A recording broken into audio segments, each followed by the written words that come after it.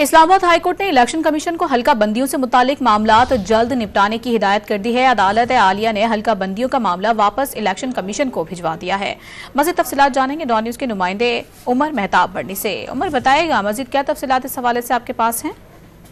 जी बिल्कुल, आज chief justice Aamir Farooq ने इस्लामाबाद हाई कोर्ट में हाफिजाबाद की हल्का बंदियां चैलेंज करने के केस की समाअत की। दौरान समाअत अदालत की जानिब से ये हिदायत की गई कि हल्का बंदियों से मुतालिक इलेक्शन कमीशन दरख्वास्त गुजारों को सुनकर फैसला करे। अदालत ने हल्का बंदियों का मामला वापस इलेक्शन कमीशन को भिजवा दिया। इस्लामाबाद हाई कोर्ट ने करार दिया कि छोटी छोटी चीजें हैं, दरख्वास्त गुजार को सुने और मामले को हल करें। आखिरकार जो भी मामला हल्का बंदी का है वो आपने ही सुनना है।